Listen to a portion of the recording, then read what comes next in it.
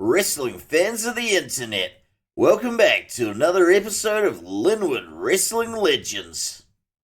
As always, I'm your faithful host and color commentator, John Adams, and if you love wrestling as much as we do at LWL, then you've just gotta hop on that MainLine.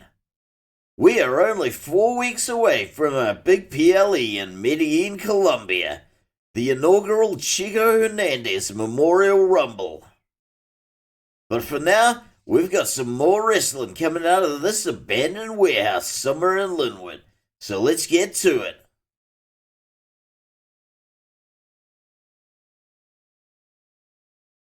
Since his return to Linwood Wrestling Legends weeks ago, Nero's rise can only be described as meteoric. In his quest for vengeance, he has blazed a trail that leads right to the top of the mountain.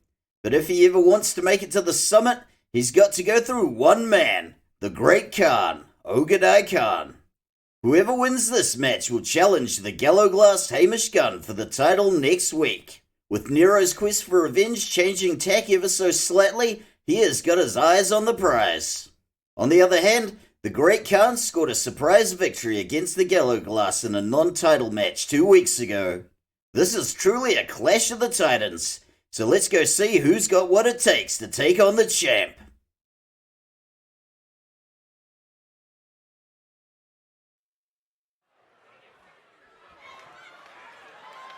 The following match is scheduled for one fall. Introducing first, from Havana, Cuba, he is Hell Unleashed. He is Nero. Rather mercifully, the Injustice Collector seems to have changed tack a little. After unfairly targeting Yuri Kalishnikov last week, Nero claims he then had a dream in which he saw his late brother, Chico Hernandez. In this dream, apparently Chico told Nero that the best revenge he could get was to win the Men's World Championship. But to get there, he's got to go through the immovable obstacle that is the Great Khan, Ogedai Khan. While Nero claims to have a lot of respect for the Great Khan, he also says he's going to make orphans of his grandparents. Given that the Great Khan's great-grandparents all passed away a long time ago, I'm not sure how that works. I'm just going to chalk it up as a mistranslation from somebody whose English skills aren't quite there yet.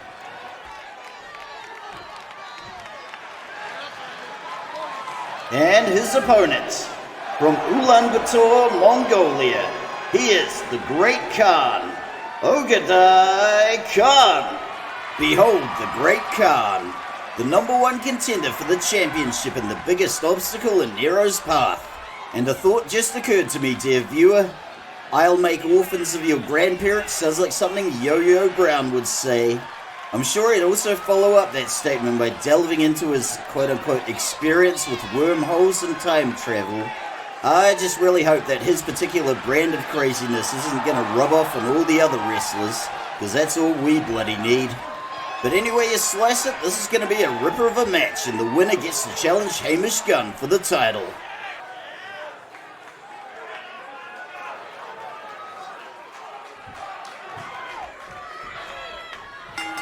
Referee Tom Herb rings the bell, and I for one am glad that Nero is taking his revenge against Linwood Wrestling Legends as an organization, as opposed to specific individuals. For all I know, I could have been one of those specific individuals. I saw Chico only 2 hours before he was crushed to death by that vending machine, and I gotta say it was pretty appalling that it took our general manager Todd Sorensen 3 months to remove that machine. Great Khan coming in with the full Nelson and the slam to the mat. He is not about to give up his #1 contender slot. Coming in with the kneeling clothesline, and Nero gets swept off his feet. I suppose Todd thought that if there was still food in the vending machine, there was still money to be made. But for God's sakes, at least wipe off the blood and bone fragments first. I can't believe we actually had to start an online petition to get rid of that damn thing. Nero is starting to realize he's bitten off more than he can chew, but he is adjusting his strategy perfectly. He goes to snapmare and the basement dropkick. Yowza! Moonsault from the springboard, and can he get the pin? Kick out before the one. The Great Khan is done playing patty cake. He is in a slap-happy mood, and there goes the suplex. And for anybody out there that thinks this show gets too self-referential, all the more reason for you to watch all the back catalogue. Great Khan gets Nero by the scruff of the neck, but Nero is thumping his way out. And there goes the basement dropkick. The Great Khan is down, and there goes the diving five-knuckle shuffle. Nero hitting the leg triangle and a few elbows to the top of the head. The Great Khan is back on his feet, and it's time to make Nero pay for his insolence. Look at that, beautiful two-pointer right into the ropes. And for God's sakes, Ernie the cameraman, don't film the ring post. Nero rolling back into the ring. And here comes the Great Khan with the military press. What a prodigious feat of strength. And yes, Ernie the cameraman, prodigious is a real word. Look it up. Oh, for God's sakes, are you going to be like this all evening, Ernie? Great Khan puts him down with a merciless hammer fist. It's hammer time everywhere but Nero's heart. Nero taking advantage of the Great Khan's distraction, and boom goes the Russian leg sweep. And what have we got here? He is going for the octopus stretch, but the Great Khan is not having any of it. A few sneaky punches to the face and he is out of there. Nero is starting to realize he might have bitten off a little more than he could chew. And into the corner he goes and straight off the ring post. One should never underestimate the strength of the Great Khan. And back into the corner he goes. Great Khan revving up, and we have got the avalanche splash into a scoop slam. And if I saw somebody stomping their feet like that, I would get the hell out of the way. But I am not as brave as Nero. Great Khan coming in from the back. He's got the face lock, and there goes a punch to the back that sends him down. We got a bit of a tussle happening here, and Nero with the tilt-a-whirl into the roll, and can he get the pin? Kick out before the one. We are back on our feet. Great Khan into the ropes. Nero with the leapfrog. We got the hip toss. Good gravy.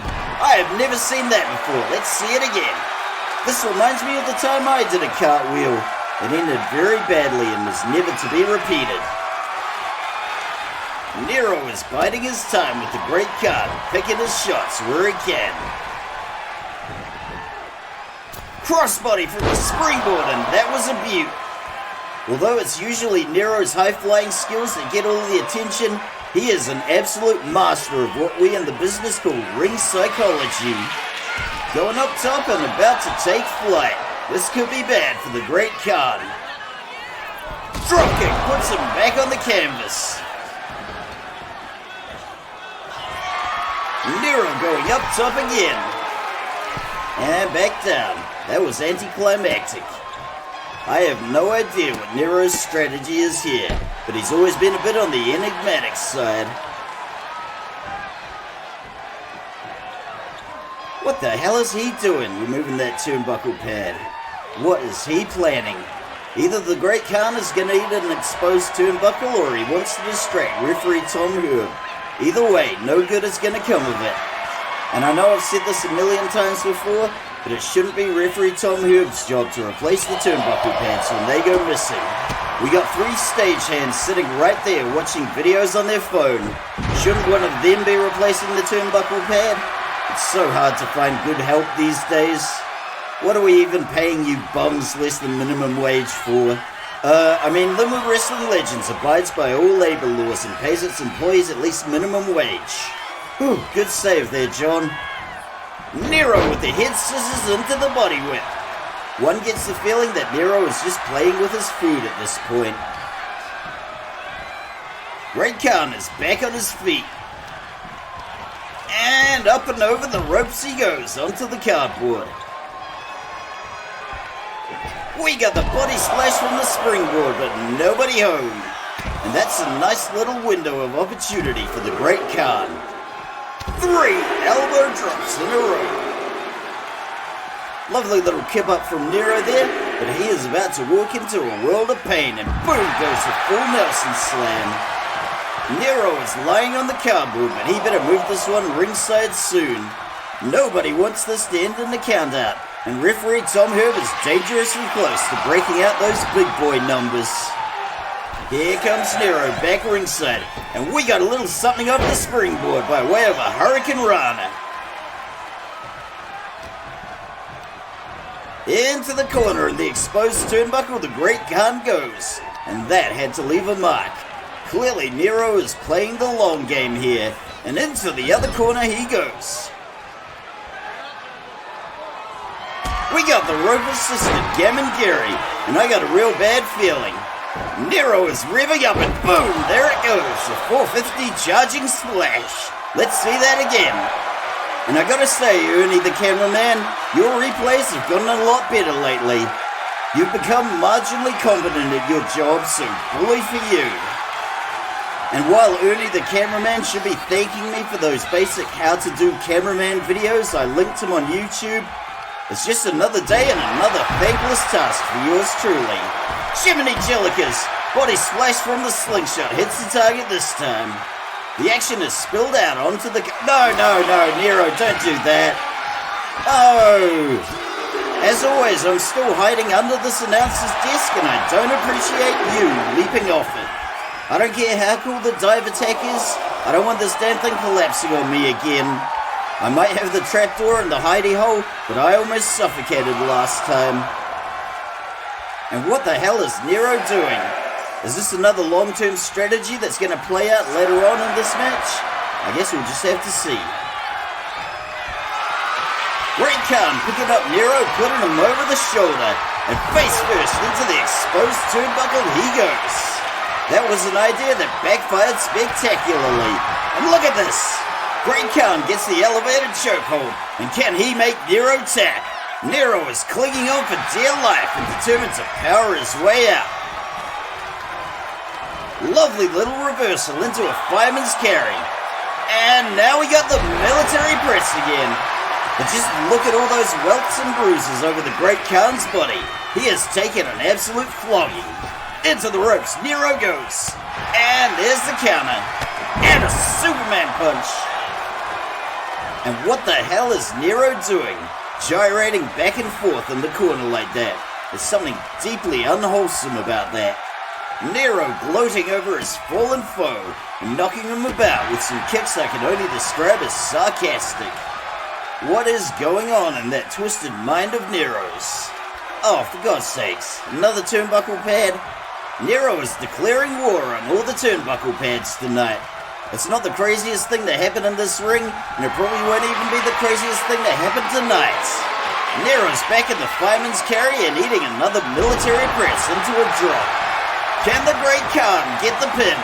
And maybe this here was Nero's strategy all along. Referee Tom Herb can't call the pin if he's busy fixing the turnbuckle pads. We got a bit of an Irish collar and elbow into the scruff of the neck, and Nero is thumping his way out. Great Khan gets whipped into the corner and referee Tom Herb wisely moves out of the way. What the hell is Nero doing? That boy's got ants in his pants tonight. Whatever the Great Khan was expecting, it was not this. And there goes another turnbuckle pad. But seriously, why can't we just glue the damn things on? Double axe handle puts Nero flat on his face. Great Khan looking to take flight. Going for the leg drop, but nobody home. Nero is absolutely piling on the mind games in this match. And as Al Jorgensen from Ministry once said, a mind is a terrible thing to taste. And look at that clothesline. The Great Khan is done playing around. Boom! Mongolian chop, one of the Khan's signatures. Into the ropes he goes. And we got the double stomp to the gut. Let's see that again. The Mongolian chop is a truly devastating strike. If I were Nero, I'd want to check my eardrums after this match to make sure there's no permanent damage. The pin may have been right there for the taking, but the Great Khan's decided he would prefer to get some payback. The Great Khan's looking to try another choke slam from the... Oh, apparently not. Nero going off the springboard with a moonsault and he clocks the Great Khan. Ogedai is clinging to dear life against the ropes. And into the other rope he goes. We got a leapfrog. We got another leapfrog. And we got a flying back elbow. Can he get the pin? 1, 2. Oh, so close. The Great Khan is not going to let him have this one easy, but how much resistance has this Mongolian powerhouse got left in the tank? Apparently just enough to counter with that lovely hip throw. But as for anything else, we can only speculate, and we got ourselves a genuine yay boo. We got two grown men beating the chocolate pudding out of each other, and this Linwood crowd are just eating it up like the greedy little piggies they are. You people collectively disgust me, but I mean that in the nicest possible way. You people of Linwood know you love it when I treat you like crap. Great Khan posting up off the middle rope, and a thunderous body splash. We are nearly at the finish line, but my God, what a cost the Great Khan has paid. He's psyching himself up for something big here, and this could be it. Into the fireman's carry. Whoa, Nero gives him the slip. We gotta step up Insigiri into a head scissors. And oh God, we've seen this look before. Nero's revving up. Shazam! We got a 450 splash, and can he get the pin? 1, 2, 3. Nero takes the win. And good gravy, was that ever a surprise? What is going on here? It's our men's world champion, the yellow glass Hamish gun. Nero wanted the champ's attention, and guess what? Now you got it. So be careful what you wish for. If I had to guess, I'd say the yellow glass has picked you as his next opponent. Nero is soon about to learn the hard way. The Highland Scots are not all cuddles and cupcakes. The yellow glass prides himself on seeking out the worthiest opponents. So congratulations, Nero. Although you just may live to regret it.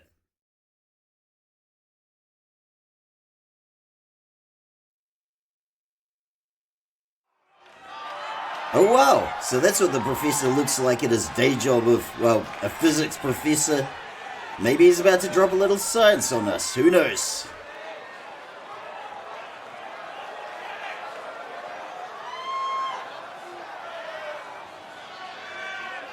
Y'all better listen up, he's dropping some game.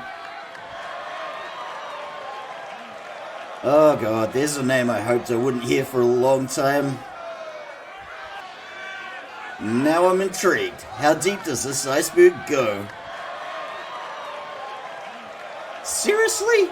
This guy's off his bloody rocker. I gotta say, folks, this is a new one on me.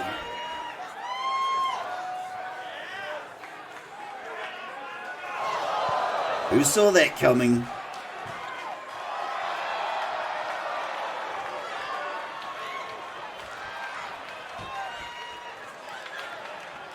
Like I said last week, somebody at the retirement home is probably missing this guy, and we need to get him the help he needs. I have heard a lot of crazy half-baked ideas in my time, but this takes the biscuit. And now I feel left out of this conspiracy. Way to make me feel excluded, Yo-Yo Brown. This whole time I could have been taking payoffs from big science. Nobody needs to hear about that, Yo-Yo Brown. We gotta keep it clean for the kids in the audience. The hypothetical kids. And this is where we are, folks. Is this actually gonna happen? Are we gonna have two wrestlers throwing down over the shape of the earth? I 100% guarantee that other color commentators don't have to deal with this kind of crap. Where did I go wrong with my life?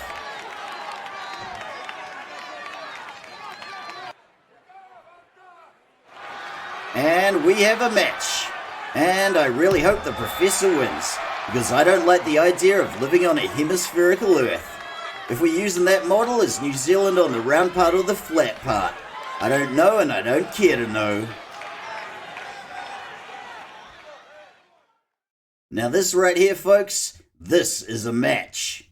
You've all seen the crap I have to deal with week in, week out, but every once in a blue moon, I get the rare privilege of commentating on a match like this. I have made no secret of the fact that I am a massive fan of Lady Liberty, and I've got a feeling that if Helena keeps delivering the goods like she has so far, she's going to become another one of my favorites too. This is some real honest-to-God wrestling here, folks. This is exactly the kind of thing we should be bringing to the good people of Medellin, Colombia in 4 weeks for a massive PLE. We still have no word on who's going to main event the Chico Hernandez Memorial Rumble, but I am really hoping Lady Liberty will be in the mix somewhere. As far as I'm concerned, it's an absolute travesty that she hasn't main evented a show yet.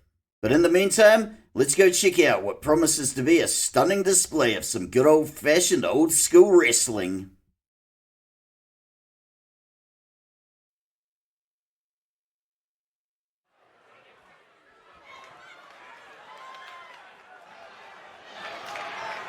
The following match is scheduled for one fall. Introducing first, from Libertyville, Alabama in the United States, she is Lady Liberty, Maggie Dixon. Prepare yourself, folks. Prepare yourself for the one-woman rampage known as Maggie Dixon. And I gotta say, I am absolutely feeling that new costume. I've always thought that Lady Liberty was a superhero, and now she looks like one. Ever since ditching her horrible little arsonist of a baby sister and going solo, Lady Liberty has absolutely brought it for each and every match, come win or lose. And I think you'll see that it has already been brought tonight. This is the future of wrestling right here, folks. Lady Liberty, be thy name.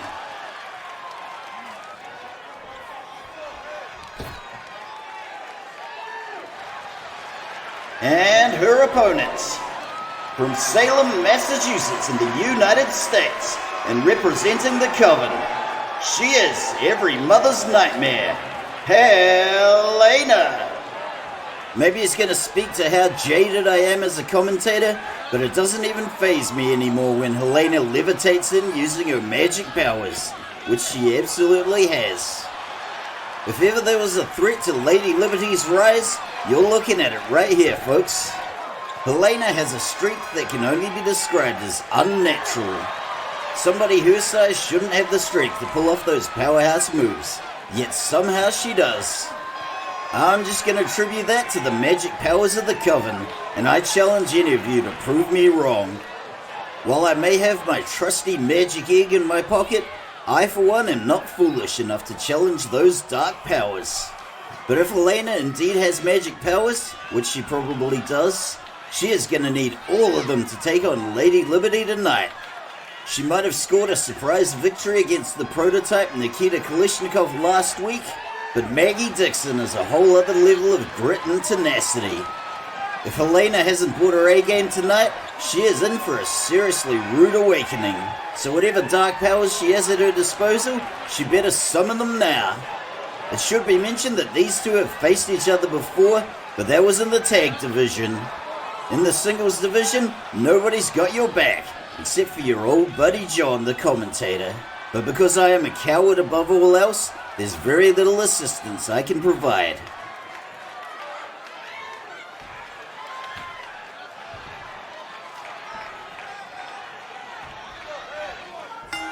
Referee Tom Herb rings the bell, and we've got Helena coming in with an early display of brute strength, and look at that backbreaker. But I'm sorry to say it's going to take more than that to break the back of Lady Liberty. We got the lockup, Lady Liberty into the corner, and oh my god, are we going to see an avalanche early on? Maybe not, but here's something just as impressive. A military press from the top rope and a steep drop. Once again, Helena's strength is completely unnatural. This crowd are liking what they are seeing, and if you're liking what you're seeing, you should like and subscribe to Linwood Wrestling Legends. We got Helena driving Lady Liberty into the corner. Referee Tom Herb with the unfortunate job of trying to break them up, and we got a cheap shot from Lady Liberty. But it does beg the question, how do they expect referee Tom Herb to break up two angry wrestlers? I've seen him at the gym and he can barely press an empty 20-kilo bar. I'm sorry, referee Tom Herb, but you're not a power lifter and you never will be. Lady Liberty is realizing she has got a legitimate threat on her hands. And there goes the gutbuster. Maggie Dixon going to work, but Helena is kicking back. Helena taking a second to kick back, but she better keep her eye on the game. Helena shooting back with the elbow to the face. We got a running neck breaker. Helena grabbing Lady Liberty by the scruff of the neck, and we are going to the ropes. Whatever this is going to be, it looks like it's going to be painful. Lady Liberty getting tied in knots on the ropes. Good gravy, what the hell was that? Let's see that again. I can only describe this as a rope-hung Alabama slam, and this is some mind-blowing stuff. Helena flexing those powerful guns, and this crowd is liking what's on display. And why wouldn't they? Lady Liberty goes into the corner. Helena spinning her opponent around and tying her in knots with the ropes. This looks painful, but not as painful as that kick to the gut. Helena running in with another kick to the gut. And can she get the pin? Ooh, kick out before the one. At the risk of editorializing, this is the kind of thing that should have been the main event tonight, instead of whatever garbage Kimberly Sullivan's doing. We gotta punch off the ropes. And a spike against the edge of the apron, and we are going to the cardboard. These two are not afraid to get up close and personal with the folks at the barricade, no matter how ugly they may be. Sweet home Alabama slam. Helena sealing the deal with a cheeky little elbow drop. And boom goes the body splash to make the trifecta. But seriously, are we not going to mention how ugly the people in the front row are? If you ask me, that's all we should be talking about. If it were up to me, we'd just move all the uggos to the back row. You people in the audience know it's true. Look at that guy there. He's nature's cruelest mistake. And I have just got a memo from my boss, General Manager Todd Sorensen. I am being fined for calling the audience ugly and referring to Kimberly Sullivan as garbage. And while I stand by those statements 100%, this is some absolute BS, Todd. If the audience or Kimberly Sullivan can't handle a little constructive criticism, well, that's hardly my fault. And this match is turning into a slobber knocker. I would not want to get in the middle of that, and I'm glad I'm not the one who has to stitch these two up afterwards. That's a job for our staff veterinarian, Francesca. We are seeing the absolute chocolate pudding being beaten out of both of these wrestlers. Between the slobber and the chocolate pudding, we have got a lot of gooey substances in the mix. Nobody knocks the slobber like Lady Liberty. And I wish there was a way I could say that without sounding incredibly dirty, but here we are. This ugly, ugly audience is loving every second of this, and Helena is going into the corner. Lady Liberty coming in with a trap clothesline into the bulldog. This is wrestling at its best right here, folks. And I've got another memo from Todd Sorensen. I am being fined again for telling the ugly audience that they are in fact ugly, but that's just nitpicking, isn't it?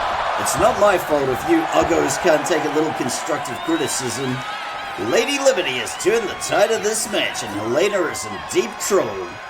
Helena taking a moment to recover, resting against the ropes. And we got an artful dodge. Lady Liberty coming in with the stiff punches and a bear hug spine buster. Lady Liberty is done playing around, and it's a miracle that a newcomer like Helena has lasted this long.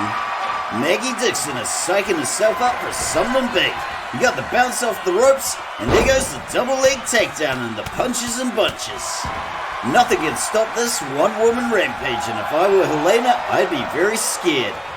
Lady Liberty revving up and bouncing off the ropes, and boom goes the rampaging headbutt. We gotta see that again. And remember, kids, don't try this one at home, unless you've got a steel plate in your head, like the one Maggie Dixon had implanted when she was 7 years old and she fell off the jungle gym. Is that right there gonna be enough for the pin? 1, 2. Oh, kick out after the 2. Helena desperately trying to roll to safety, and Maggie Dixon coming in with the elbow drop. Into the corner she goes, and the worst is yet to come. Helena sticking the counter, and there goes the running neck breaker. We're seeing a lot of blood on every mother's nightmare, and this match is taking a toll. Helena knew going in this was going to be a difficult one, and into the ropes she goes. Maggie goes low. Maggie goes high. We got the drop toe hold, and Helena is punching her way out. Here comes another display of brute strength. Beautiful fall-away slam. It might take a little more than that to break Lady Liberty, but we shall see. And I think we're about to. Oh my god, are we going to see it? Yes, we are. Pump handle powerbomb. Devastating move from Helena. Let's take another look. And I gotta say, Ernie the cameraman, your replays suck a lot less than they used to. We could actually tell what was going on there. Don't give me that look, Ernie. You are such a crybaby. The tide has once again turned in this match, and are we going to see another surprise upset? If Helena can take the win tonight, then my god... Oh my god! Was not expecting that to happen. Now that was one hell of a reversal from Lady Liberty. All the uggos in the crowd are going absolutely bananas. I know I'm going to get fined for saying that, but we've come this far. Just be glad I didn't mention how ripe you all smell. Helena coming in from behind and hitting the reverse scoop slam. Lady Liberty firing back with the kick to the head. Helena countering back with the elbow and a swinging neck breaker.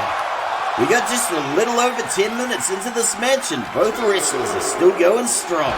And into the barricade Lady Liberty goes. Boom! Rammed into the barricade at full tilt. And what oh what are you looking for under the apron there, Helena? As always, nobody wants this to end in the count-out, so let's hope Lady Liberty can get back on her feet. Back in the ring where this match belongs, and let's bring it on home. Welcome back, here's a punch to the face. Booyah! Lady Liberty clocked her good with that one, but one could argue that she's got the unfair advantage with that steel plate in her head. 1, 2... Oh my god! How much more is it gonna take to put either of these two down? This is a match that's truly gone the distance. If I didn't know better, I'd swear Lady Liberty's new costume has actually given her superpowers. And into the ropes Helena goes. We got another trampling headbutt. 1, 2, 3. Lady Liberty takes the win. Another spectacular victory for Lady Liberty, but I gotta say, a rather spirited display for Helena as well. Good gravy! Maggie's reprobate little sister Brandy, and she has come to whack her upside the head with a pool cue. If I had to take a guess, I would say that Mama Dixon put her up to it. Just when Maggie is on the threshold of climbing out of this bucket of crabs, little sister Brandy reaches up to pull her right back down. Folks, there are some times in life you've just got to stop and wonder, how the hell did we get here?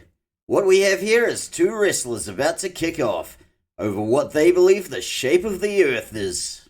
The wrestlers at our promotion are a contentious bunch prone to kicking off for little to no reason. And this here is possibly the most ridiculous reason any of them have had.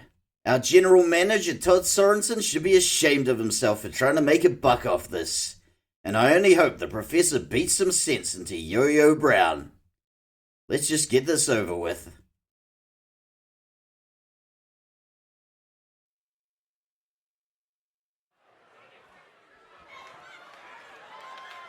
The following match is scheduled for one fall.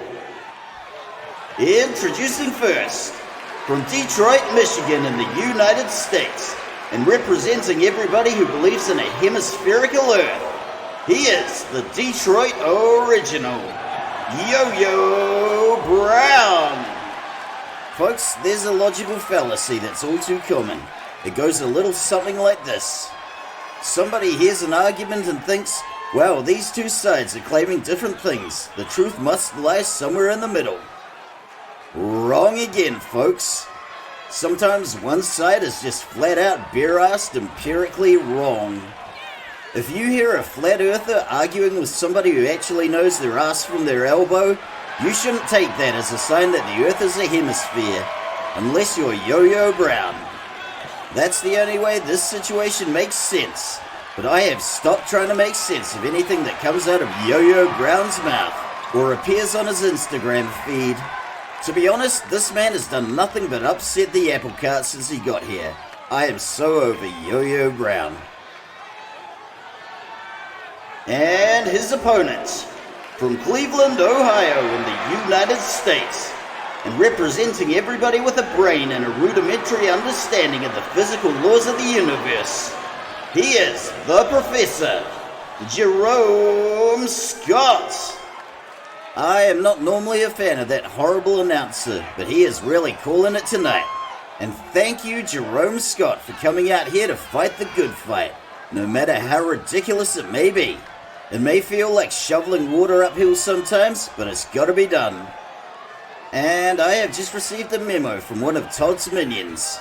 Apparently the outcome of this match will in fact be the final arbiter of what shape the Earth is. So Professor, I'm pulling for you, my man, because I don't want to live on a planet shaped like a hemisphere. I barely want to live on this one some days.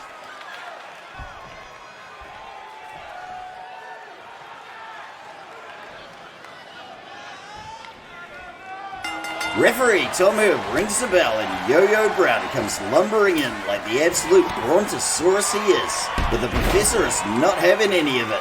He has no desire to live on Yo-Yo Brown's hemisphere-shaped world, and neither do I. Yo-Yo Brown picking him up over the shoulder. Professor gives him the slip and there's a clothesline to the knee. Yo-Yo Brown might have gotten lucky against the iceberg last week, but the Professor is not going to cut him any slack. DDT puts him down. And if I'm being honest, I'm surprised that Yo-Yo Brown doesn't think the Earth is shaped like a pyramid or a dodecahedron. I guess even he has his limits as to the crazy sugar he believes, although we have yet to see what those limits may be. What matters is that he is really struggling against the Professor. His Bronze Age style of wrestling is no match for the Professor's more modern style.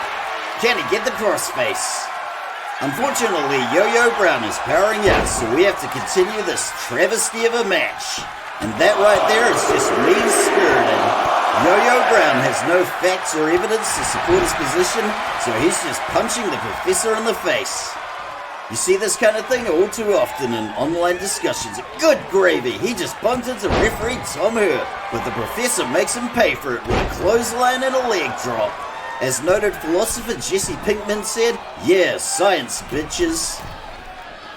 Thunderous elbow drop from the middle rope. And should I have bleeped that last word? You tell me, folks. I'm trying to keep this clean and family friendly, but it's not like I said f***, or c***, and I certainly didn't mention anything about Dwayne "The Rock" Johnson's And I have just received a memo from my boss, General Manager Todd Sorensen. I am being fined for my potty mouth. If I keep getting fined like this, I'm actually going to have a debt to work off. Yo-Yo Brown shoots in for the double leg, but can he get the pin? Apparently not, and we got a seesaw. And they're out. So far, the Professor is taking the lead, and let's hope it stays that way. Yo-Yo Brown finds himself stunned against the ropes. Now I got a feeling that whatever comes next is gonna be awesome. Good gravy! That right there was a practical application of leverage and momentum. Let's see that again. With the right application of leverage, the Professor can catapult even a larger opponent like Yo-Yo Brown clear across the ring.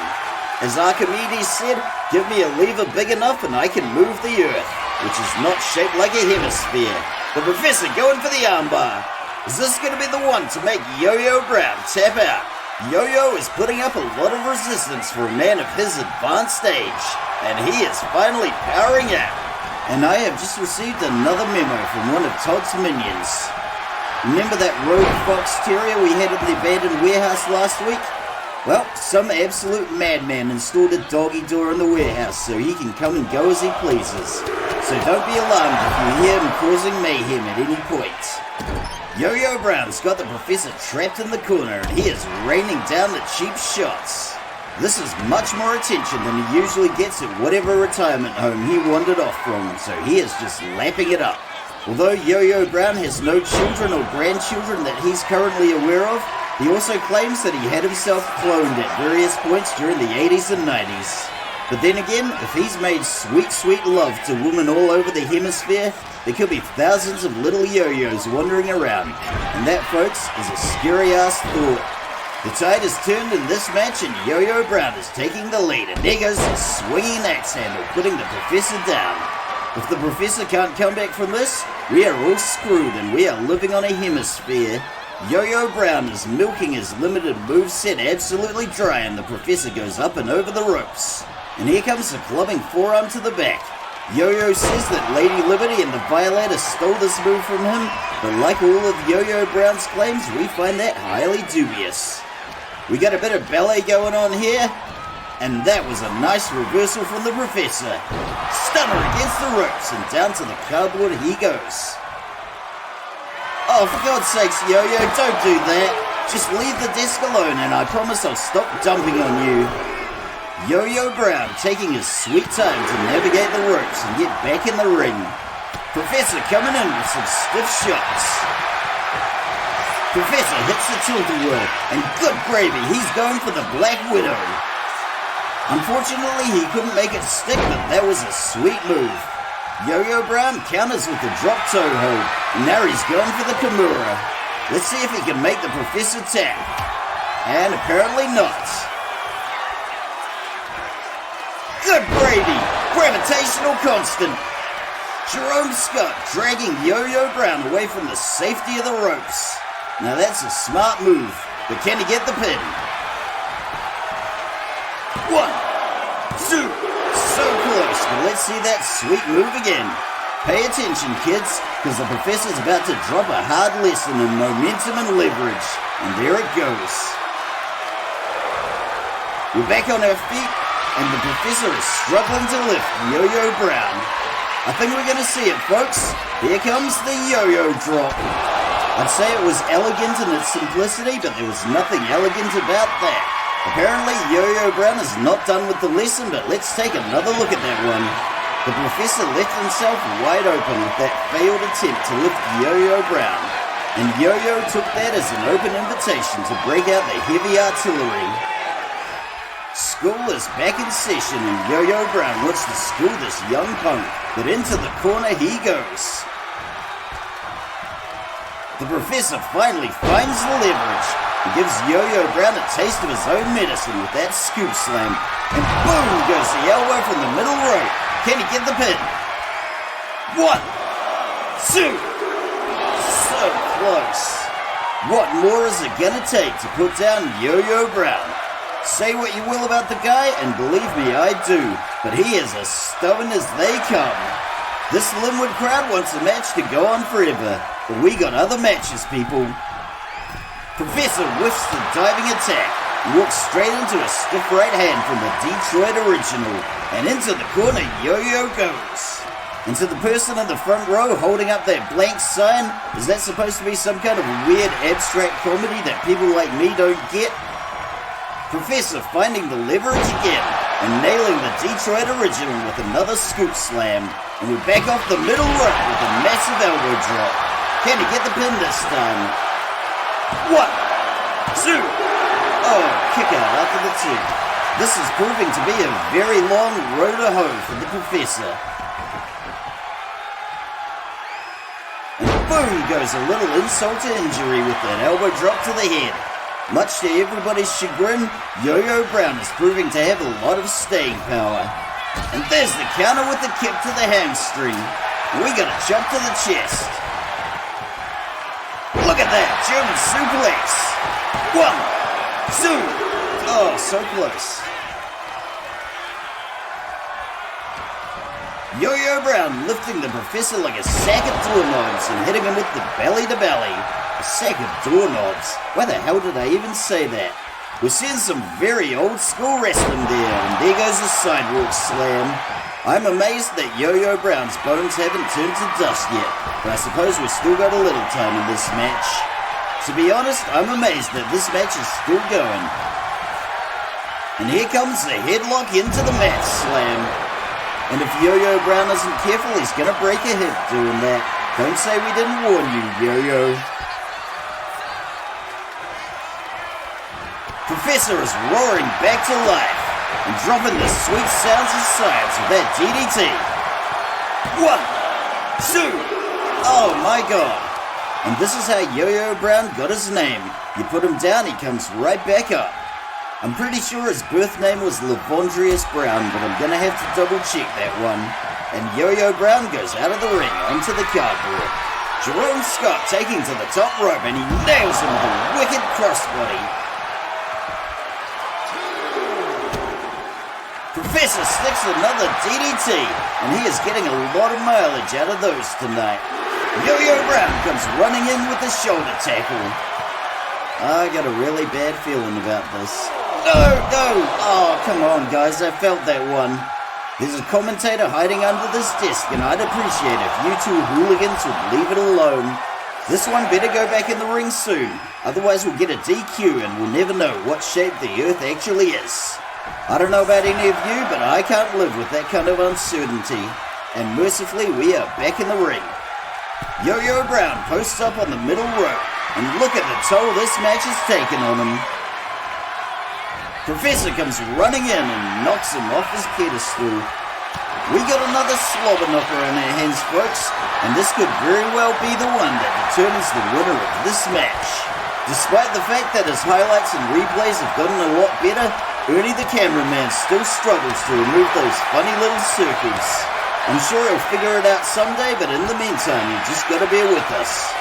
I know it makes this match look like a video game, but I can assure you that these wrestlers are 100% real, and this match is actually happening. Yo-Yo Brown drops him with a punch to the gut. And now he's gotta take a breath, because wrestling makes him sleepy. Yo-Yo Brown is done with the Professor. He just wants to put this thing to bed and go home to watch Antiques Roadshow. Is that even a show anymore? You tell me. I haven't watched Poor People TV since I got Netflix. All of a sudden, this match is looking grim for the forces of science and logic. So let's hope the Professor can rally and come back. And he is back on his feet and on his way to the ring. Yo-Yo Brown going for another Kimura armbar, but can he make him tap? Jerome Scott thumping his way up. Good gravy, look at that sky-high drop. Can he get the pin? 1, 2, 3. Jerome Scott takes the win. Let's go see some highlights from this literally world-shaping match. It's official, folks. The Earth is indeed a sphere, and we have the Professor Jerome Scott to thank for that. Yo-Yo Brown might have got in a few licks here and there, but at the end of the day, this dinosaur did not see the comet that was the Professor Jerome Scott coming. Yo-Yo Brown's style has not evolved one iota since the 1970s, but given how antithetical some of his views are to science, I am not surprised that evolution isn't in his wheelhouse.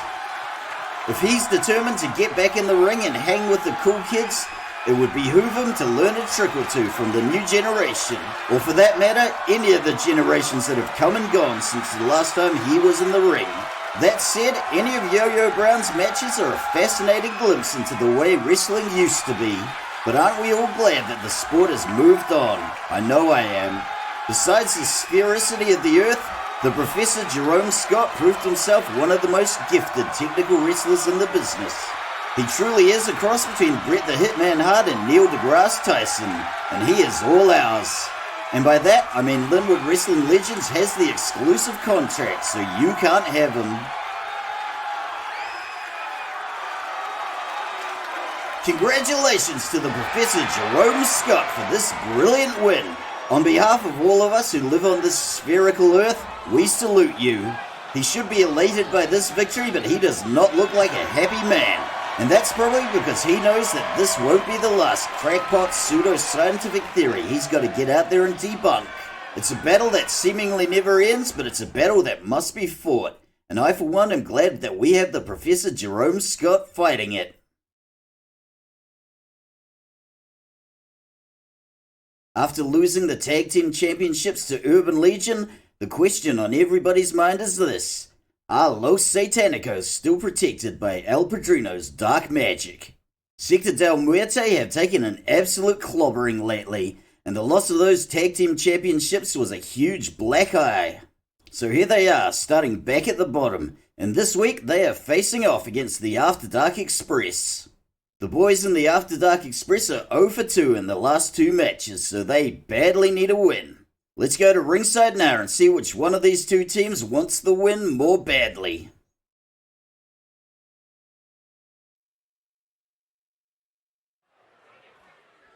The following tag match is scheduled for one fall.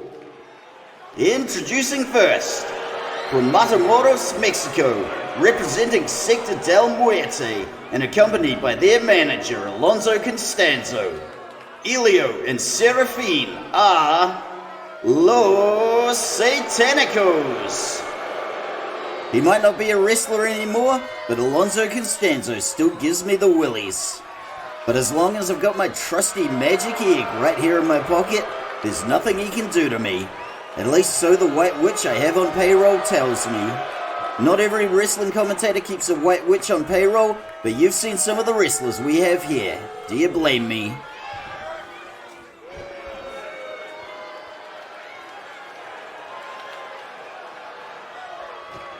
And their opponents, from Linwood, Christchurch here in Aotearoa, and accompanied by their manager Jim Cornette, Homeboy Love Shark and The Violator are the After Dark Express. Fire safety concerns aside, I will never get tired of that intro. The boys have been really struggling ever since Homeboy Love Shark joined the fold. But like any band, sometimes it can take a while for a new lineup to click. But if anybody can take these two unlikely ragtag wrestlers and make them click, it's the great Jim Cornette. Ever since Homeboy Love Shark got divorced and Jim Cornette lost all his money to his arch nemesis Vince Russo, the boys have been living rough. All three of them are currently living in the Violator's mom's basement. But if they can get a win tonight, hopefully they can start making a little money and turn that around. I should also mention for our international audience that basements aren't really a thing here in New Zealand, so it's very noteworthy that the Violator's mum has one. And I gotta hand it to the Violator's mum. It's very nice of her to put the boys up like that. She also makes them snacks and drives them to every match.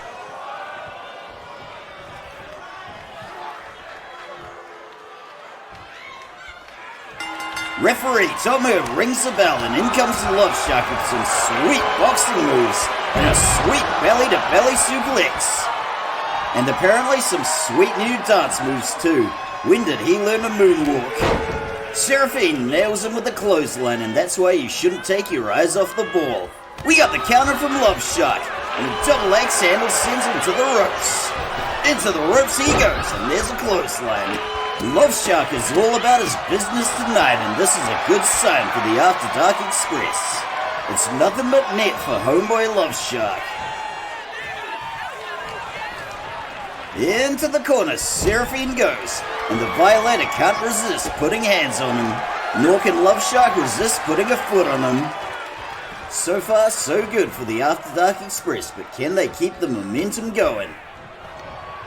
Into the ropes goes Serafine, and back to the canvas with a stiff slam. This right here is the Homeboy Love Shark we all came to see tonight.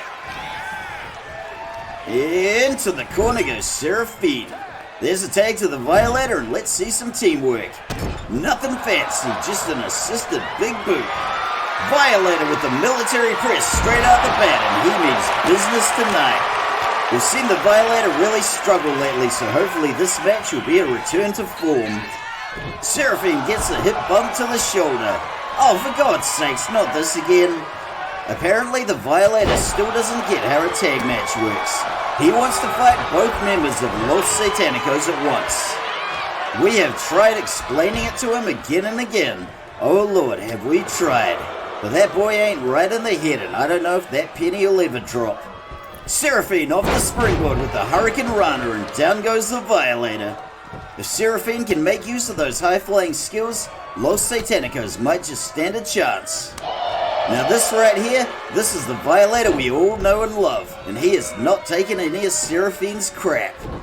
We got a missing turnbuckle pad in Los Satanicos' corner, and I wonder who did that. We got a little back and forth here as both wrestlers jockey for position, and Serafine gives him the slip into the pin. Oh, kick out for the one, and there's a seesaw. One! Another seesaw. Oh, kick out for the one. While some wrestlers can be slippery opponents, the Violator is very literally a slippery opponent. Anything more than a brisk walk makes him break out into a sweat, and he has to cover himself in baby oil just to squeeze into his costume.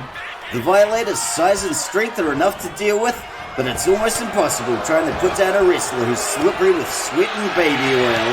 And you can't mention baby oil without thinking of P. Diddy and his freak-offs.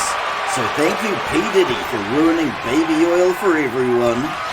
But I want to make this absolutely clear. None of the wrestlers on our roster have ever attended a Diddy party or freak-off of any kind, to the best of our knowledge, although we have our suspicions. Violator claw slam from the top rope, and that's the Violator we know and love. There's a tag to Homeboy Love Shark.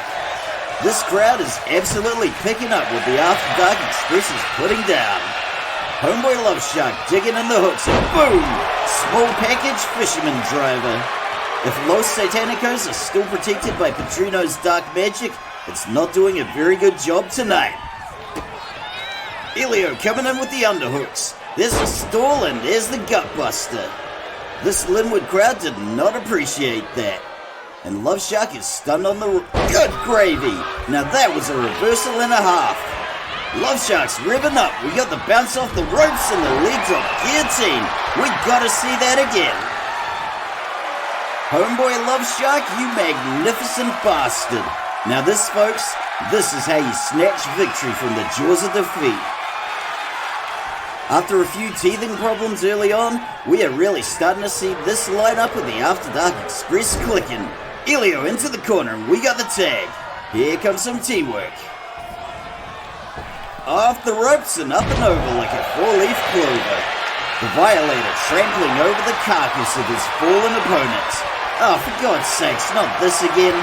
What more can we do to explain the rules of a tag match to the Violator? I feel like we've tried everything at this point. The flashcards didn't work, the hand puppets didn't work, and I am all out of ideas. Elio stunned against the ropes. And here comes the Violator to knock him up and over with the clothesline. And onto the cardboard he goes. That was a rather unnecessary amount of slaps to the Violator's bum-bum, but we'll let it slide this time. The Violator is in a good mood tonight, and here come all the sweet dance moves we know and love. I swear to God, folks, if the Violator showed up at any major promotion looking for work, they'd laugh him out of the building and call his mum to pick him up. But sometimes you just gotta work with what you got. We are hard up for talent on our roster, and as you can see, we are not picky. The Violator's got him by the short and curlies, and we are gonna see it. Violator claw slam. Welcome back, Violator. Let's take another look. And I've got to say, Ernie the cameraman, your replays have gotten really good lately, but don't get used to getting compliments. Can the Violator get the pin? 1, 2. Kick out after the 2. But like I was saying, Ernie, each of your replays looks lovingly handcrafted, as opposed to the same 4 or 5 camera angles you used to just shake and bake all the time. But like I said before, don't let it go to your head. Elio's got the Violator trapped in the corner. He's going for the scoop and he's putting him in the Tree of Woe. This is bad news because there's no story involving a Tree of Woe with a happy ending. Except for maybe the hungry caterpillar. Didn't he end up eating all the leaves on the Tree of Woe? Seraphine tags in and the Violator does not feel like playing nice. Into the corner, Seraphine goes and he counters. And I have just been informed by Ernie the cameraman that the Tree of Woe is from Conan the Barbarian and there is no hungry caterpillar involved. I swear to God, Ernie, you keep fact-checking me like that, you are going to be back at the coroner's office filming autopsies so fast your head will spin. And look at all the stuff you made me miss while I was telling you off. Look what you made me do, Ernie the cameraman. Homeboy Love Shark is playing with his food. He's got the leg, and here comes 1, 2, 3, 4, 5. Elbow drops to the hamstring. Homeboy Love Shark has got that look in his eye, and I think we're going to see it real soon, and here it comes. 1, 2. That was a chocolate thunder bomb. One of Homeboy Love Shark's signatures. Let's see that again. Despite the fact we have begged him on many occasions to think of a better name for this move, he is not budging an inch, and you've almost got to respect that kind of tenacity. Homeboy Love Shark taking a well-earned rest, but he'd better not dilly-dally too long. But on the other hand, Seraphine's not going anywhere. Dilly-dally all you want, Love Shark. Seraphine's back on his feet and he is looking thrashed. Into the corner he goes. And we are about to see another one of Love Shark's signatures. Boom! There goes the three-pointer. And that's the name for a move that makes a hell of a lot more sense than Chocolate Thunder Bomb. Let's take another look. It's nothing but net for homeboy Love Shark. He's channeling his basketball experience from 30 years and 100 kilos ago, but he can still sink a three-pointer when he wants to. But can he get the pin? One! And it's broken up by Elio. I've never understood why that's legal in a tag team match, but apparently I'm not the one who makes the rules. And into the corner goes Seraphine. We got the tag to the Violator. Love Shark draping him across the ropes. And in comes the Violator with the diving axe handle. The Violator looking to go to work, but Seraphine kicks him off.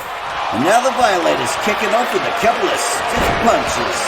Sends Seraphine straight to the canvas. The After Dark Express are absolutely cleaning house, and there is nothing you, I, or anybody else can do about it. Seraphine against the ropes, and the Violator clocks him good with that one. We got a sweet kip up from Seraphine, and now it's his turn to drag the Violator to the ropes. He's working the limbs and tying the Violator in knots. And what have we got here? Good gravy, let's see that again. I have never seen Seraphine do this one, but apparently he calls it the Serpiente Suplex, which I believe is Spanish for snake. And now he's dragging the Violator away from the safety of the ropes. Can he get the pin? Nope. It's gonna take a lot more than that to take down the Violator. We got another wee tussle going on here. And look at that, Seraphine gave him the slip. Seraphine with the Frankensteiner. The Violator was not a happy chappy after that. And Seraphine is gonna get another military press into a gutbuster. And if you look closely, you can see the Violator's mum in the crowd. She's a plus-sized woman wearing the same kind of hat as the Violator. And she's gonna be thrilled to see her son in action like this. 1, 2, 3. After Dark Express takes the win. Let's go see some highlights. After going 0 for 2 in their last couple of matches, we have finally seen this new light-up of the After Dark Express clicking. And a lot of that has to be down to the savvy management of Jim Cornette. We're still having a few issues schooling the Violator on the rules of a tag match, but we'll get there someday. Maybe. It's safe to say that Madrina's magic no longer protects Los Satanicos, and Elio and Seraphine are really going to have to go back to the drawing board. The evil dark magic that propelled them to the championship is not cutting it anymore. But if Alonso Constanzo can't learn a few new spells and make his magic better, Los Satanicos can always just go and get some new costumes. Usually that works too. The After Dark Express have finally broken their losing streak and they gotta be feeling pretty good about that. Jim Cornette uses pizza to both punish and reward his wrestlers, but tonight they will be dining on delicious hell pizza. They'll still have to eat it in the Violator's mum's basement, but I guess you can't have everything.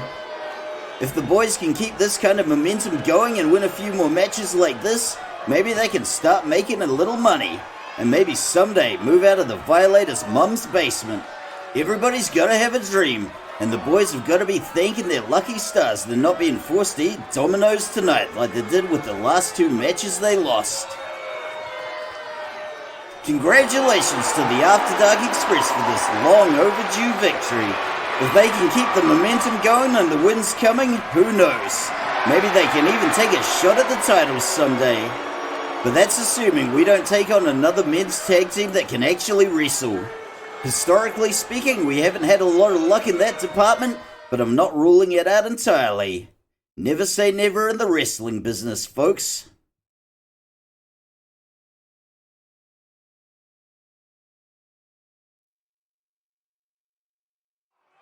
Alright folks, here's Lady Liberty, and I'll bet anything she's gonna address that disgusting attack we saw earlier from her little sister Brandy. This is the future of the women's division here, so y'all better listen up.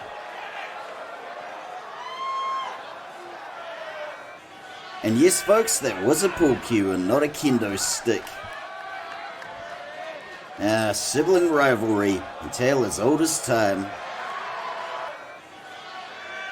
I've seen the videos and it ain't pretty. Damn straight you are, Lady Liberty. Oh, sick burn. I like where this is going. We could get a really good match out of all this.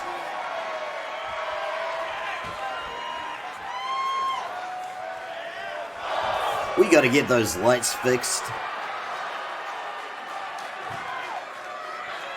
And it begins.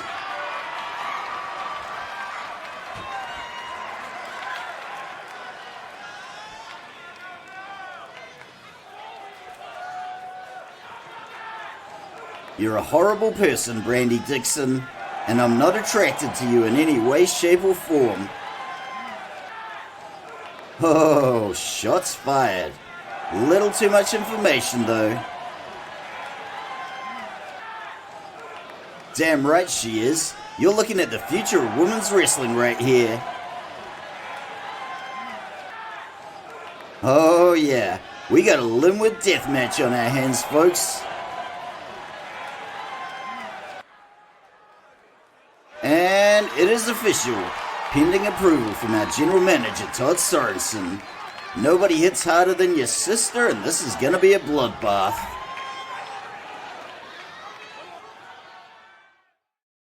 Only the biggest and best matches deserve the steel cage treatment, and this one is deeply personal. 3 weeks ago, Mercedes perpetrated a cowardly backstage attack on Athena Kanakaredes. Apparently it was done to put the rest of the women's division on notice, but the Greek goddess ain't having any of it. This will be the first time we've seen Athena in a singles match, but once that cage goes down, the gloves are coming off, and this one is gonna be brutal. They are taking their beef to the steel cage, so let's go there now and get this hurt train a-rolling.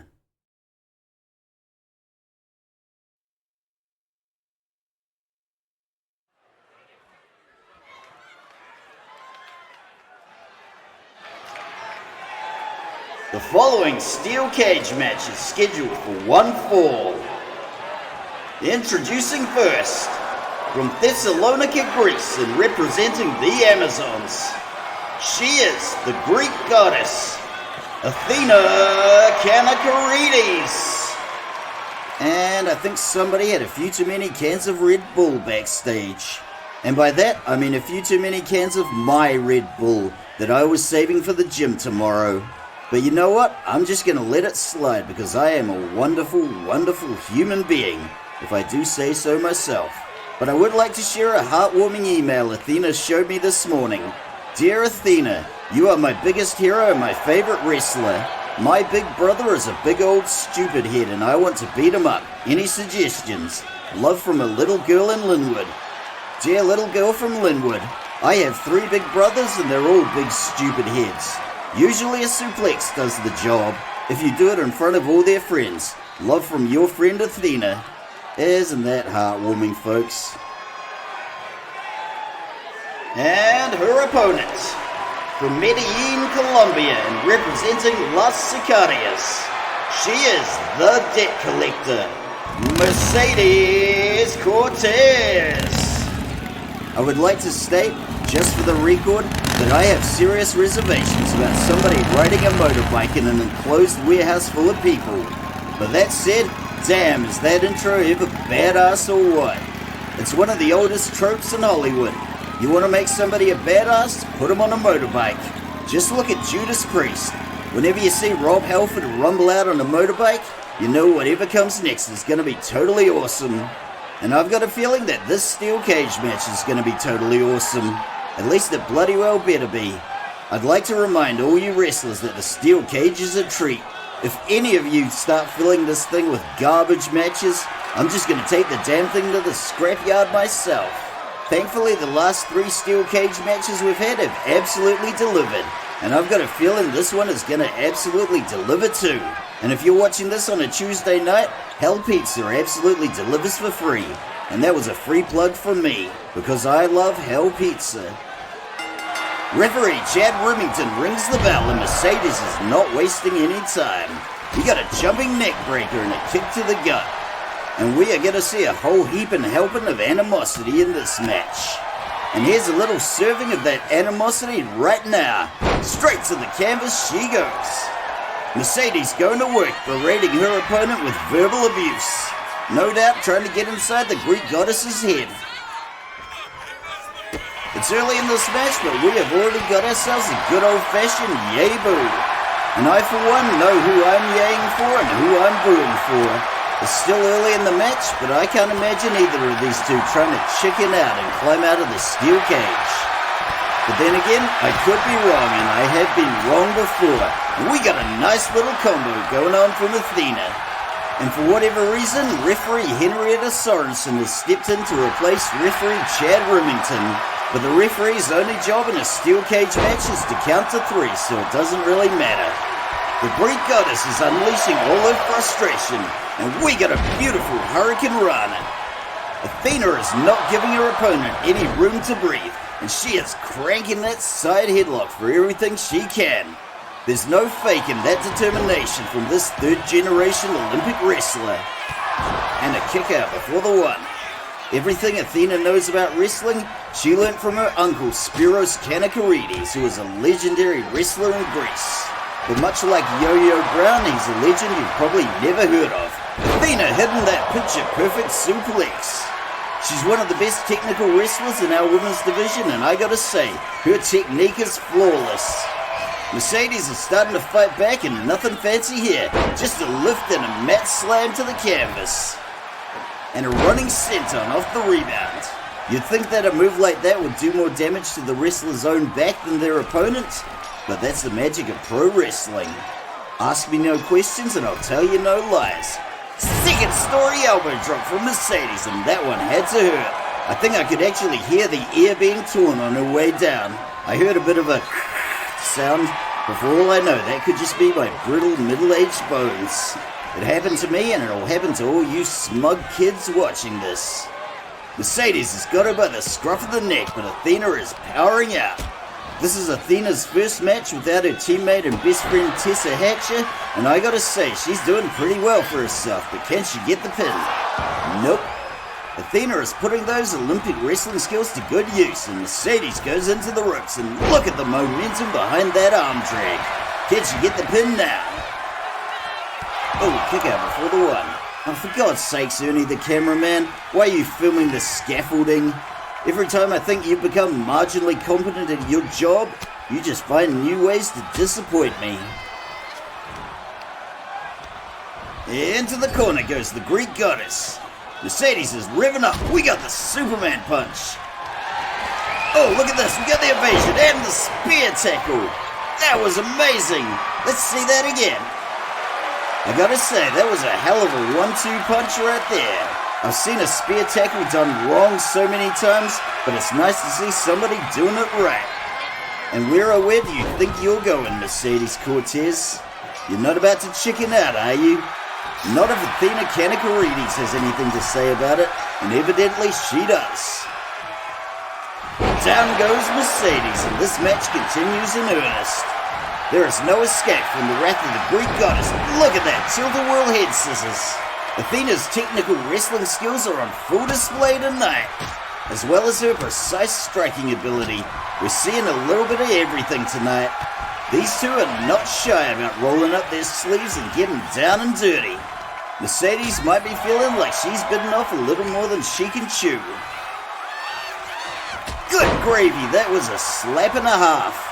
I guarantee we are going to see blood and bruises by the time this thing is said and done. We got lovely Hurricane Rana. Mercedes crawling to the safety of the corner, and this Linwood crowd is 100% behind the Greek goddess. Athena's revving up, and there goes the monkey flip. Mercedes Cortez starting to look a little worse for wear. And she is clobbering back.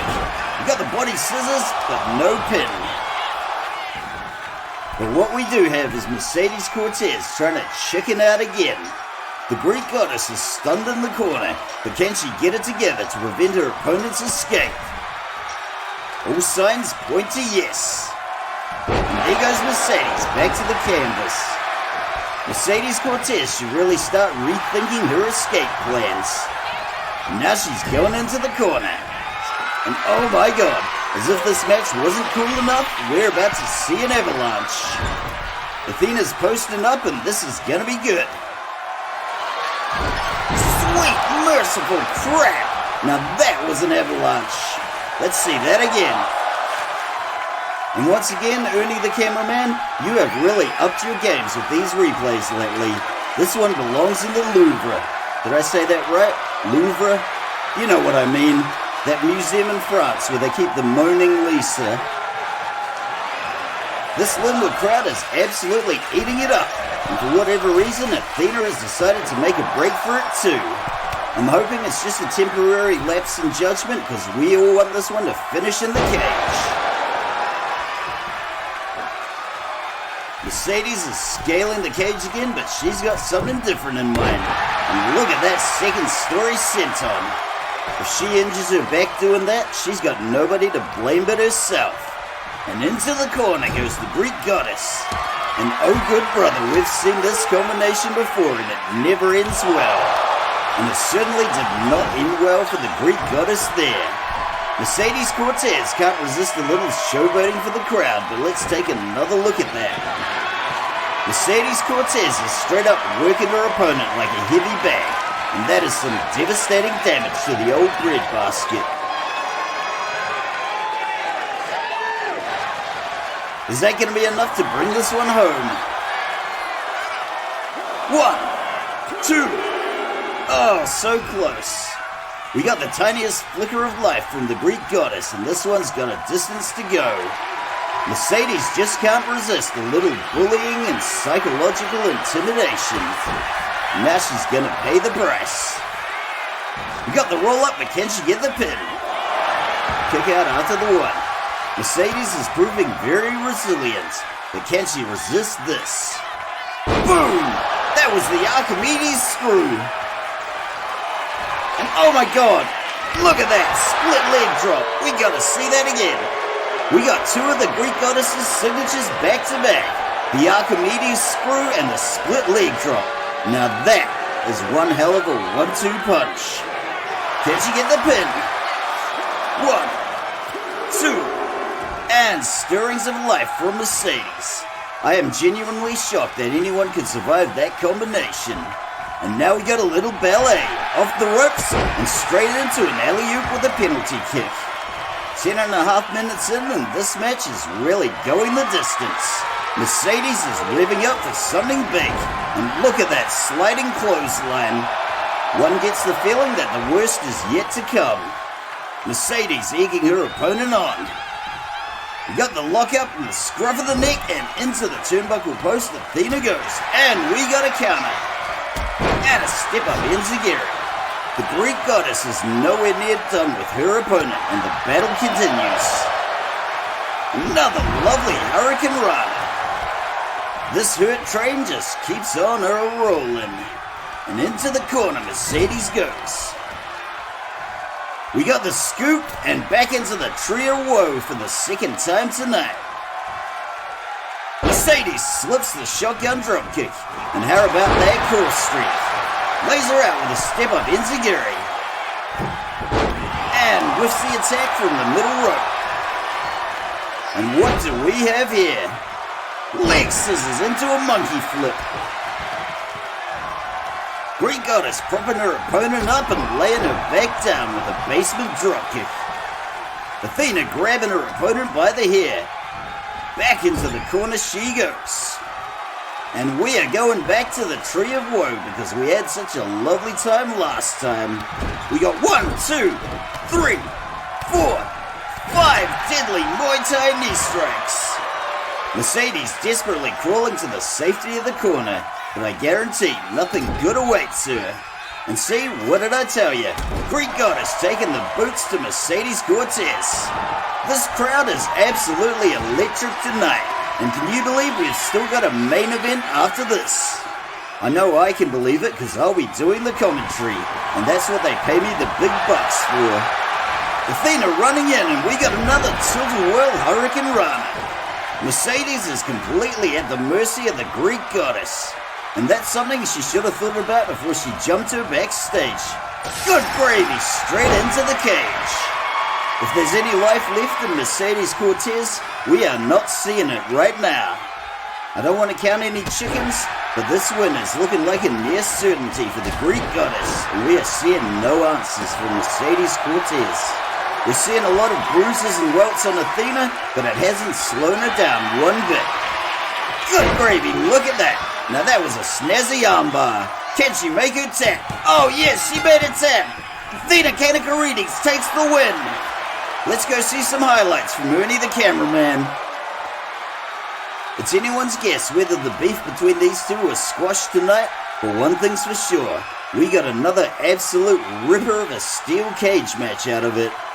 Mercedes Cortez came in with a lot of aggression, but it proved to be no match for the superior technical skills of Athena Kanakaredes. But my god, that was a brilliant spear right there. You wouldn't think somebody could screw up such a basic 101 move, but it does happen, folks. If you've ever seen any of Jey Uso's matches, you know exactly what I'm talking about. Thankfully, none of our wrestlers spend 10 minutes doing a silly little yeet dance on their way to the ring, because we forbid it. And that's why they've actually got enough in the tank to wrestle by the time they make it to the ring. But I digress, folks. If we could guarantee enough good matches like this one, it would be great to have a steel cage event someday. But unfortunately, in the wrestling business, there are no guarantees. We just have to thank our lucky stars that we got the match we did. If it weren't for the match that's coming next, this one would have been absolutely main event worthy. But I'd like to reiterate to all the wrestlers on our roster, the steel cage is a treat. If we go busting it out every week, it's not going to be special anymore. Congratulations to Athena Kanakaredes on a magnificent victory. And apparently we are still feeling the effects of the Red Bull. There's nothing to put your opponent in their place quite like a victory by submission. And that's exactly what the Greek goddess won tonight. Hopefully now this beef is squashed and the women's tag division can start getting back to business.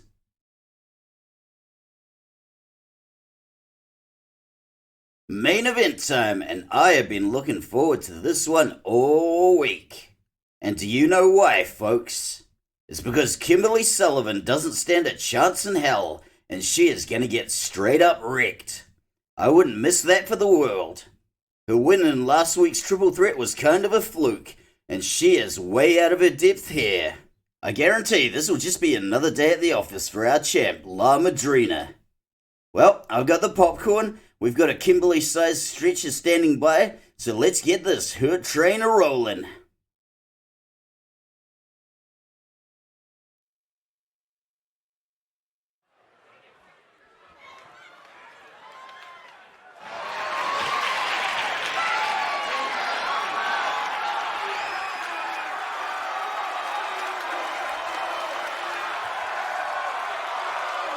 The following LWL Women's World Championship match is scheduled for one fall. Introducing first the challenger. From Brisbane, Queensland in Australia, she is the mean girl, Kimberly Sullivan. And look who got a snazzy new makeover before the big match. But you're not fooling anyone, Kimberly. Bleach it all you want, but your hair will always be poo brown. And I've got to say, all of those boo birds are music to my ears. It's a great day to be somebody who hates Kimberly Sullivan, and I'm so glad I get to share it with all of you. You are so out of your depth, Kimberly.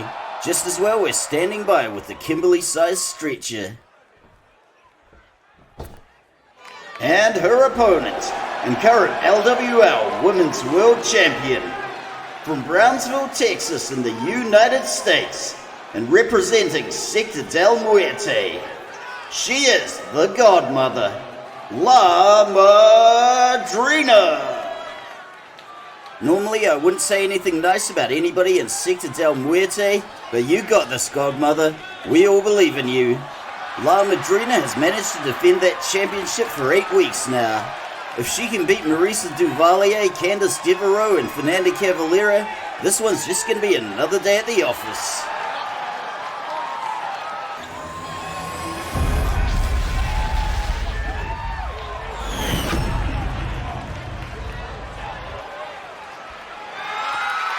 Full disclosure, folks, I just ate a bag of Sour Patch Kids, and I've got a bad feeling that I just ingested too much sugar. If I start to get the jitters at any point, that'll be why. When you really think about it, sugar is the hardest drug there is. A spoonful of that stuff will help the medicine go down, so in a way it's kind of a gateway drug, and I fear that I may have forgotten how low my sugar tolerance is. But I digress, folks. When La Madrina first won the title, we still had those hideous belts. For whatever reason, our general manager Todd Sorensen let his 3-year-old son design them, and they were ugly as sin. Thank God I got my dog Jasko to design those sweet new ones.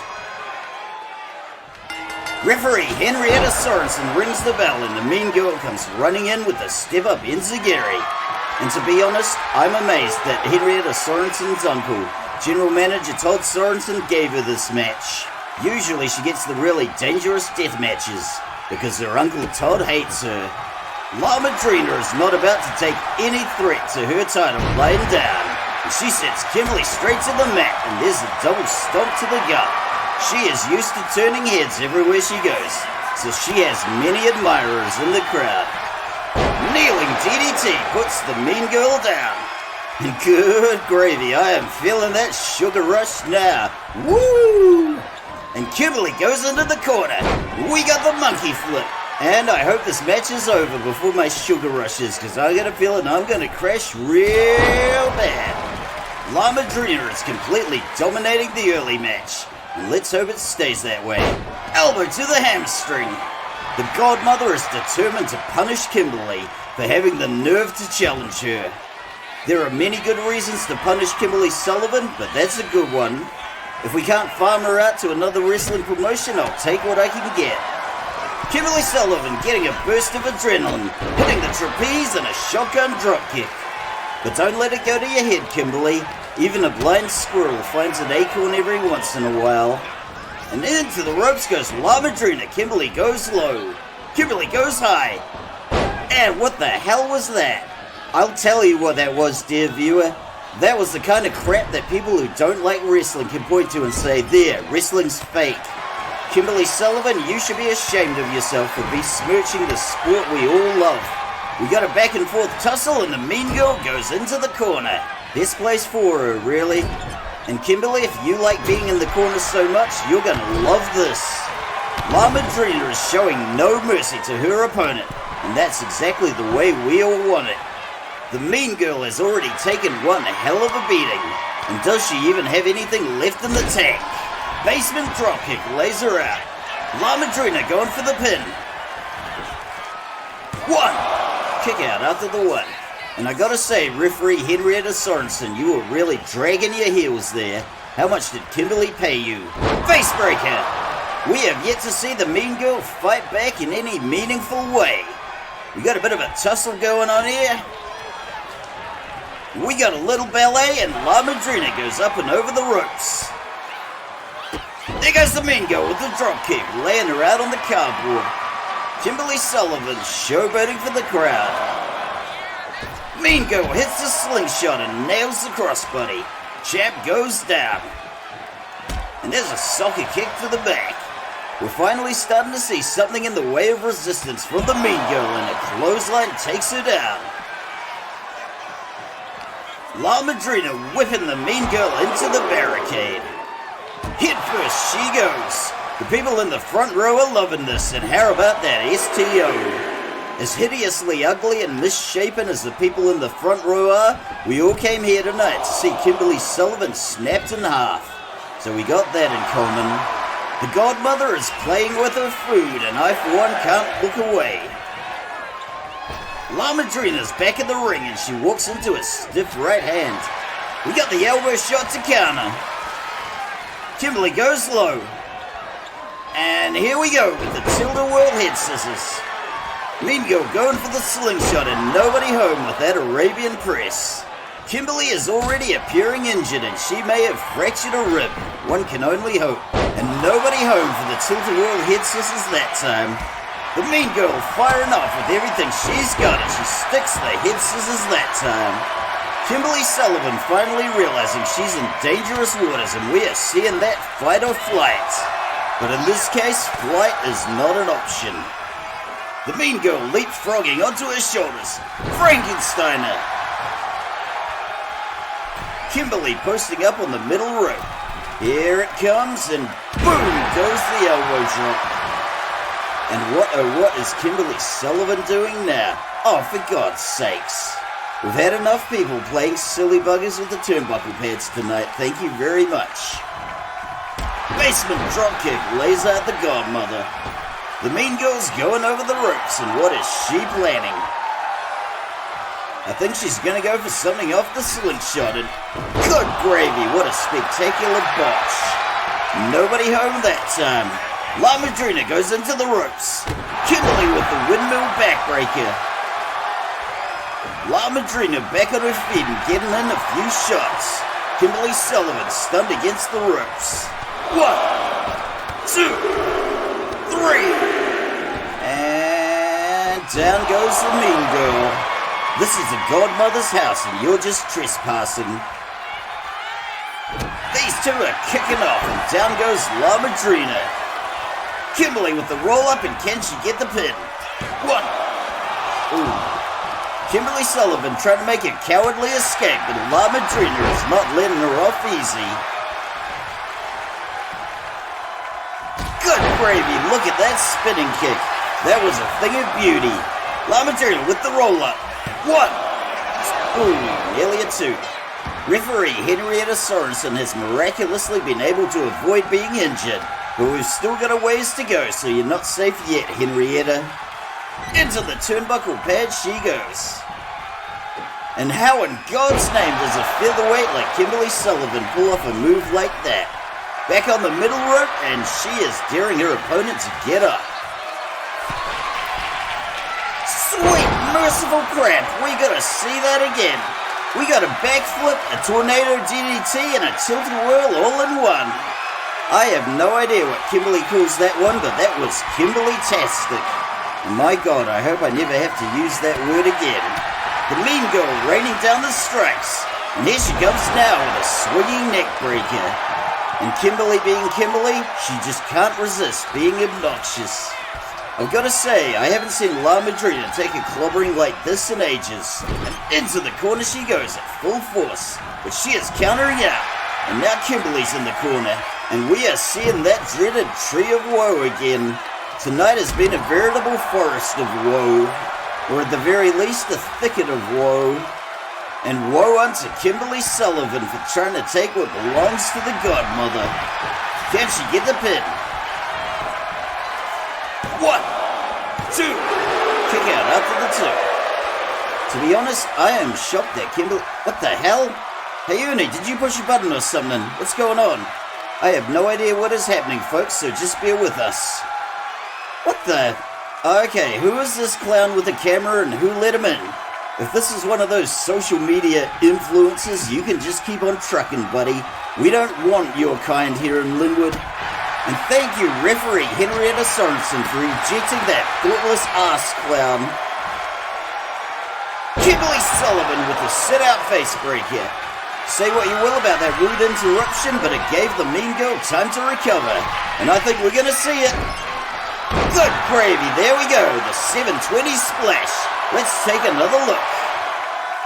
As a person who says a lot of horrible things about Kimberly Sullivan, even I've got to admit she's a phenomenal gymnast. A lot of those horrible things are true, but she is an excellent gymnast. I really don't want to use the word Kimberly-tastic again, but I got to admit, that was pretty Kimberly-rific. And there's another word I don't want to use again. Death Valley Driver. The Mean Girl is digging deep into her bag of tricks tonight, and she sticks the Arabian press. There goes the crossbody off the springboard. The fight or flight response is kicking in and we are seeing her take flight.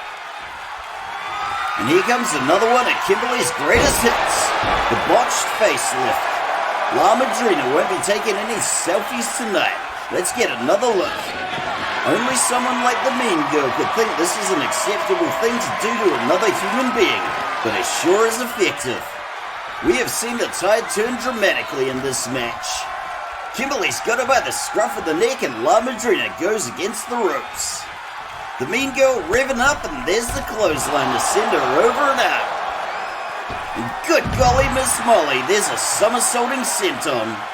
The mean girl might not have bought any apologies for her pump and dump cryptocurrency scam, but she absolutely bought her A game tonight. And what we're seeing here is a level of obnoxiousness that you have to work very hard to achieve. But Kimberly Sullivan has achieved it.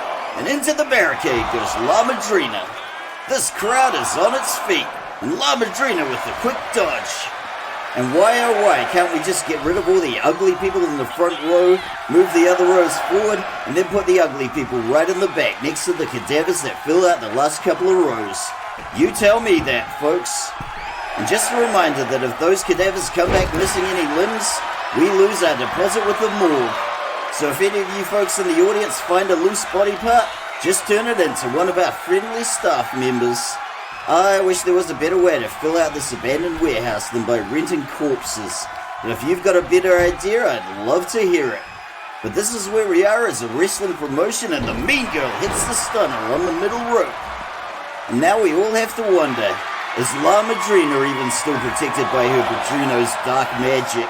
If I was Alonso Constanzo, I'd be desperately trying to think of some better spells and incantations, because these ones don't seem to be cutting it. Kimberly Sullivan rudely shushing her opponent, but this ain't a library, Kimberly.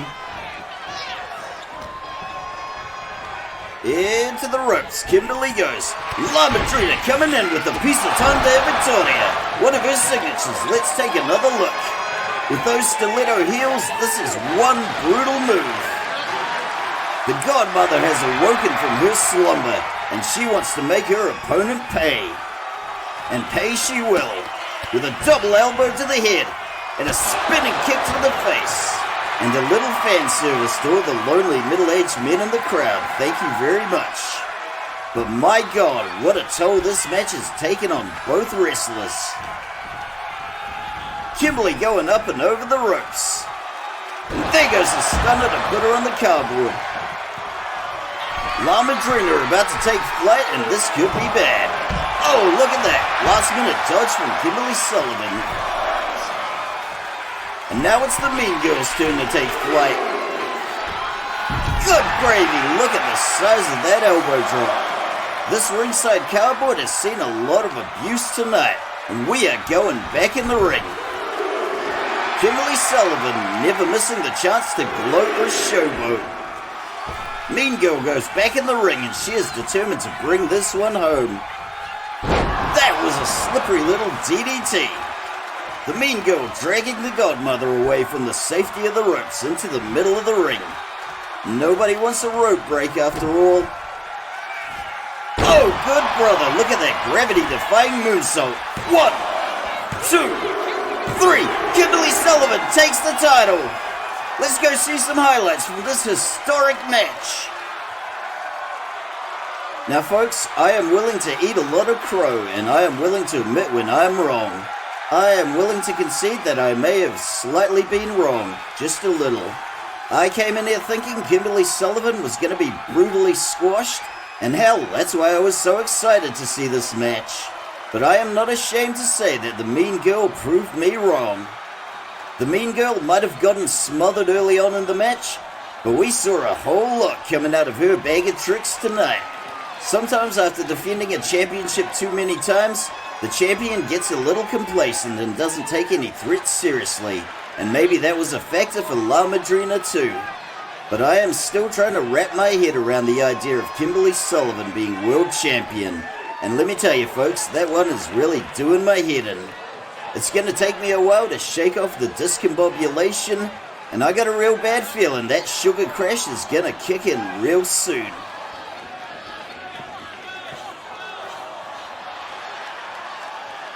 So congratulations to the mean girl Kimberly Sullivan, our new LWL Women's World Champion. And man, if she was insufferable before, she is going to be an absolute nightmare now. Well, there you go, Kimberly.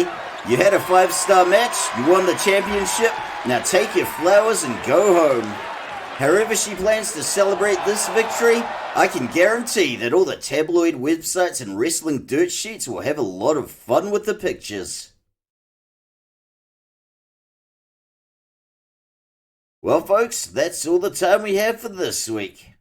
I just want to take the time to thank each and every one of you wonderful people for tuning in once again. Until next time, dear viewer, this is your faithful host and color commentator, John Adams, signing off and signing out for another week. Until next time, take it easy.